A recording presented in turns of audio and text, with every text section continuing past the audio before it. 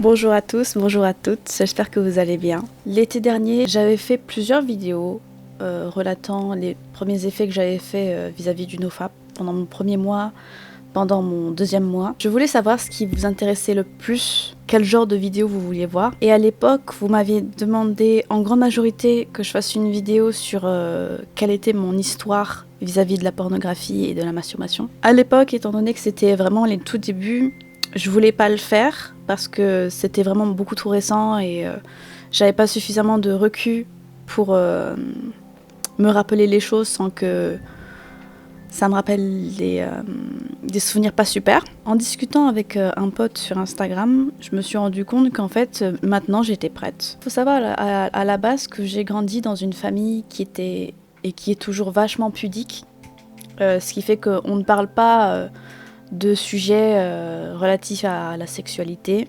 à l'intimité. On sait que les gens font les choses de leur côté, mais on n'en parle pas parce que voilà, ça met les gens mal à l'aise, comme dans la société actuelle, c'est très tabou. J'ai reçu une éducation assez stricte dans un sens, puisque je devais absolument obéir à tout ce que les parents voulaient que je fasse. Et j'ai eu une éducation, on va dire, un peu religieuse. On m'obligeait, quand j'étais gosse, à suivre les cours à l'école du dimanche. Ma famille est un mélange de catholiques et de protestants. Moi, je me considère athée aujourd'hui, donc voilà, ça me passe un petit peu par-dessus la tête. Si tu essaies de commencer une conversation religieuse avec moi, ça va pas aller très loin parce que tout simplement ça ne m'intéresse pas. Déjà, je refoule les témoins de Jéhovah qui viennent m'alpaguer dans la rue en me demandant si j'ai 5 minutes pour parler de Jésus-Christ. J'ai grandi dans ce genre de climat. On m'a aussi toujours dit qu'il fallait pas que je me fasse remarquer, il fallait pas que je sorte trop du lot. Bon, c'est peine perdue étant donné que fin des années 90, début 2000,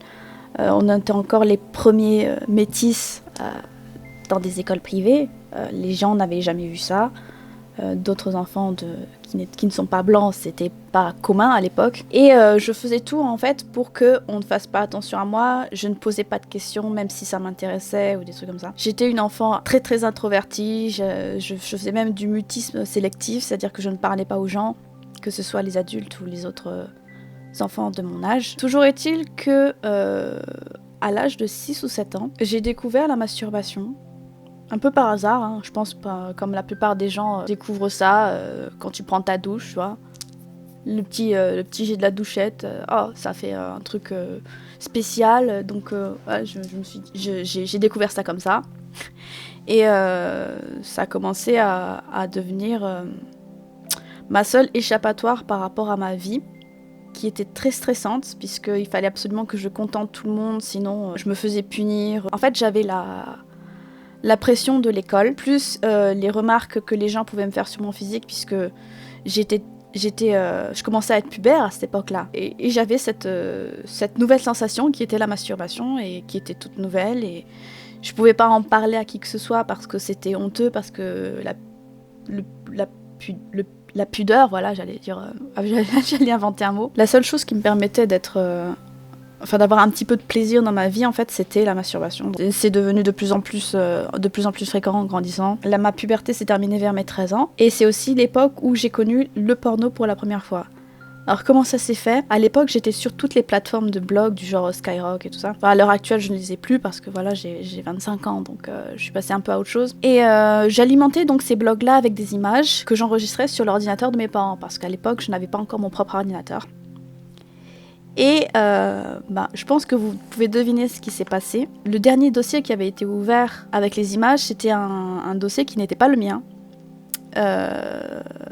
Et qui contenait du contenu pornographique, quoi, des photos pornographiques enregistrées sur l'ordinateur. Donc je suis tombée dessus par inadvertance parce que la dernière personne qui a utilisé l'ordinateur, c'était pour stocker ce genre d'images. Quand j'ai grandi, mes parents ne m'avaient jamais mis en dehors de la pièce lorsqu'ils regardaient des films, pas des films porno, hein, mais des films d'action, enfin tout ce qu'il y a de plus banal à la télé.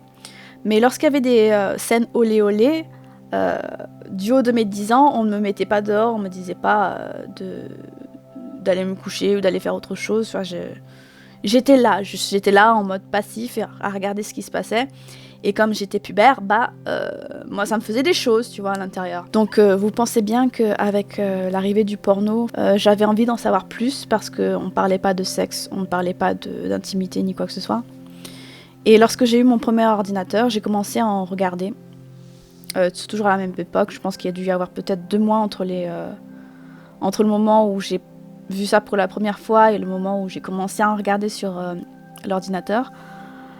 Et pareil que pour la masturbation, ça a été un petit peu, puis de plus en plus, et puis c'est devenu rapidement la seule chose qui me permettait de déstresser dans ma vie. Voilà, quoi. On est arrivé quand même à un rythme très très soutenu. Dès que j'étais un peu stressée, dès que j'étais un peu frustrée, j'y allais. Je pense pas à l'heure actuelle, à proche de mes 1 an, que j'ai besoin de masturbation pour vivre, je ne vais pas attraper de cancer si je ne le fais pas. Mais toujours est-il que je poussais le truc au point où j'avais mal dans tout le corps après avoir fait une séance de masturbation. Et j'ai perdu des sensations dans le pouce. Ça m'avait pas plus inquiété que ça, tu vois, parce que en grandissant, genre vers 17, 18, 20 ans plus, ça devient assez banal de parler de porno, de parler de fantasmes avec ses amis et tout ça. Moi, ça me posait pas de problème de parler de fantasmes avec mes potes, mais jamais je ne rentrais dans les détails de ce que je regardais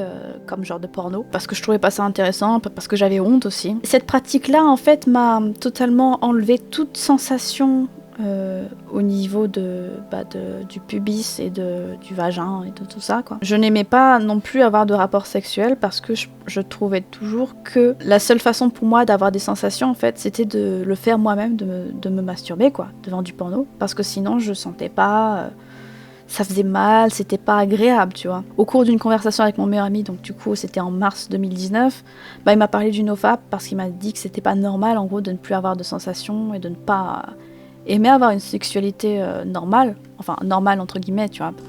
Chacun a sa façon de gérer ça dans son coin ou avec son partenaire. Toujours est-il que je me suis dit, bon écoute, je vais faire des recherches, tu vois. Enfin, je pensais pas que ça allait faire tant d'effet que ça, d'arrêter le porno, d'arrêter de regarder, d'arrêter de me masturber, tout ça. Je pensais que c'était un peu des foutaises, quoi, clairement.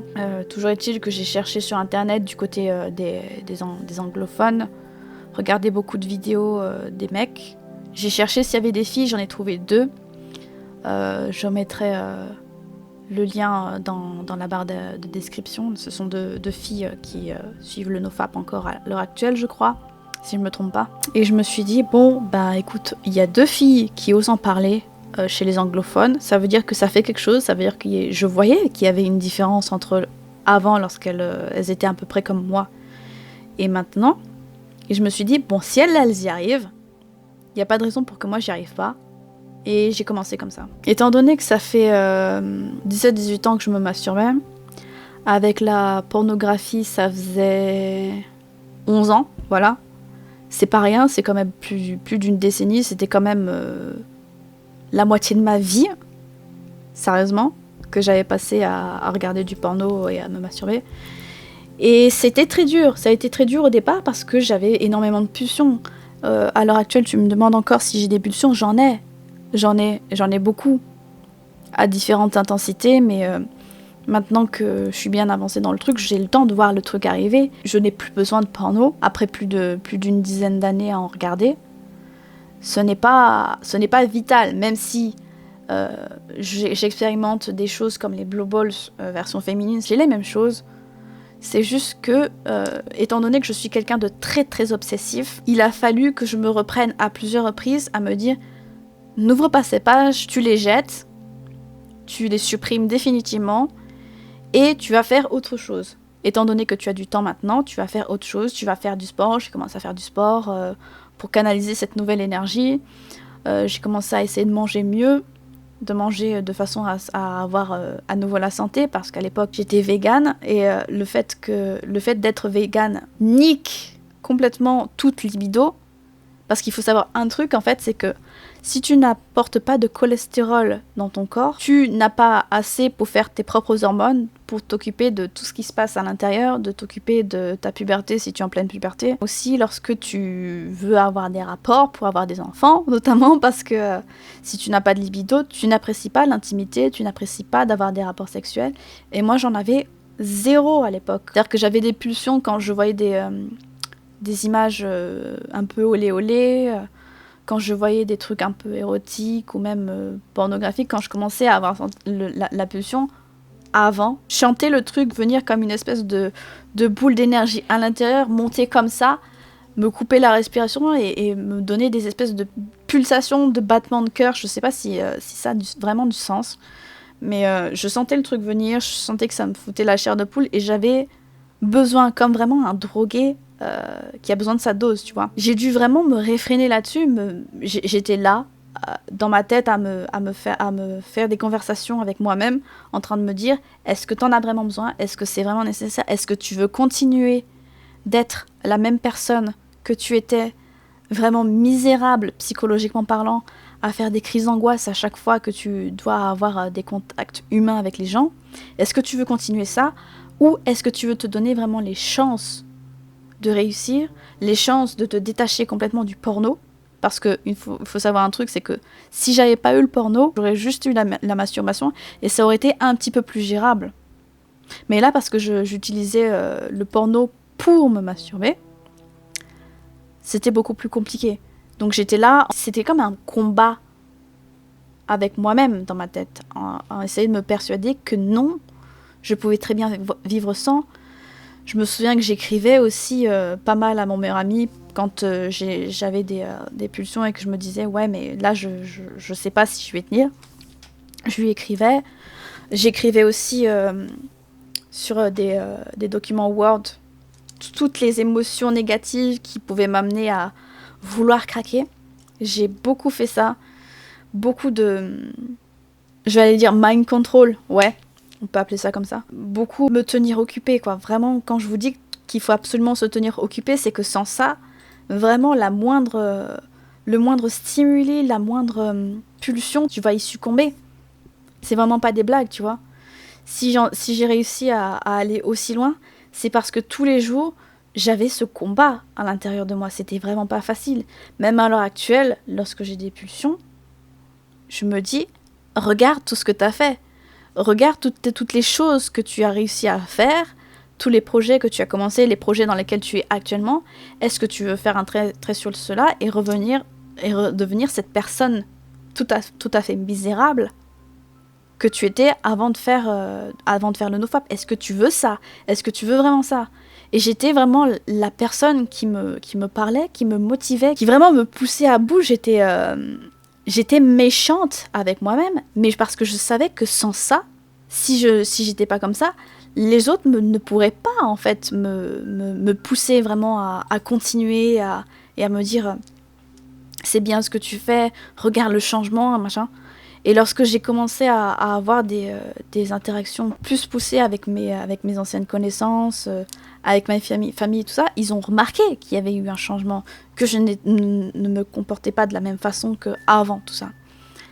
Et c'est là que je me suis dit, ouais, j'ai pas fait ça pour rien, tu vois. Autant j'étais obsédée par tout ce qui était sexuel, autant par tout ce qui était pornographique, tout ça, autant je savais que pour m'en sortir, il fallait pas que je me mente à moi-même et il fallait que je sois autant obsessionnelle sur le fait d'aller mieux. Vraiment.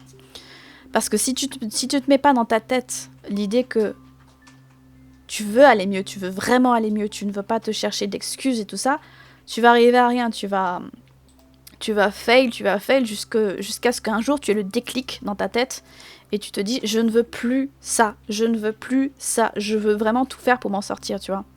Parce qu'à l'époque, si j'avais pas fait ça, si je m'étais pas embarquée dans le nofap et tout, je pense que j'aurais fini dans un caniveau un jour. Parce que j'étais tellement déprimée de la vie, j'étais tellement en train de faire des crises d'angoisse, sur tout, mais vraiment tout n'était que pression sur moi, alors que, voilà, je pensais que c'était normal parce que j'avais connu ça toute ma vie, la pression, le stress et tout ça. Je pensais que c'était normal, je me complaisais là-dedans, vraiment. Mais c'est pas normal.